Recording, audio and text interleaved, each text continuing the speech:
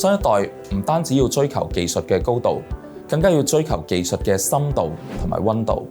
真正具備影響力嘅創新，往往係源於對日常生活嘅細微觀察同埋關懷。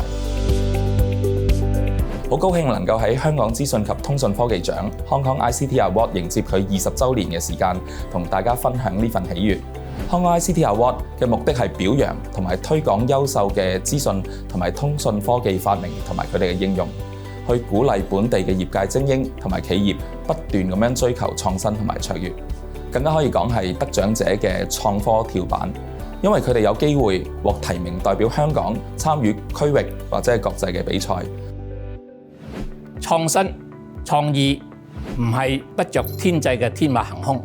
而係要貼地、有影響力，多了解真實世界嘅痛點。過去呢10年咧，即係隨住科技本身嘅發展同埋變化咧，我哋唔單止增加咗啲新嘅獎項，亦都有時修改咗某啲獎項嘅部分內容。而唔變嘅咧，就係我哋設計呢個獎項嘅初心，係對創新嘅追求，對善用科技解決問題嘅重視。冇因為想去得獎而去設計你嘅作品啦，係應該釐清你呢個作品係想解決乜嘢痛點啦。當得到個獎項之後咧，其實佢哋有機會可以有更加多嘅生意啦，亦都有唔同嘅人士咧，佢因為呢一個獎項咁啊可以咧去到唔同嘅職位去就職。學生亦都透過呢個咧，亦都可以咧有一啲更加好嘅入學機會，不論係香港同外國都有嘅。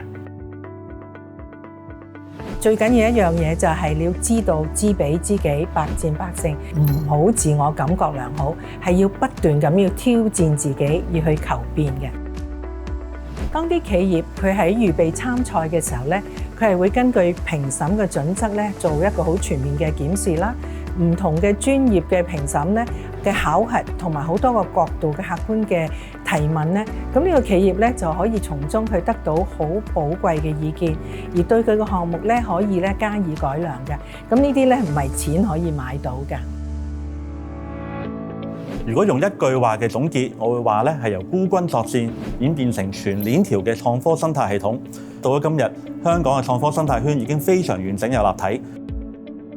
今年係 Hong Kong ICT Award 嘅20週年，咁主題係咧創新啟發引領未來 ，Innovate Inspire Impact。咁我想俾啲參賽者嘅建議係咧，唔好淨係停留喺 Innovate 創新嗰個層面，更加要諗下咧你嘅作品咧點樣可以 Inspire 啟發成個行業，最後咧創造真正嘅 Impact， 我哋社會嘅影響力。咁準備參賽嘅時候，記得要俾評審清楚睇到你嘅科技係點樣解決現實世界嘅痛點，又點樣為實體經濟帶嚟改變。講到香港創科呢20年嘅演變咧，我真係覺得我哋由科技沙漠咧變成咗而家嘅熱帶雨林。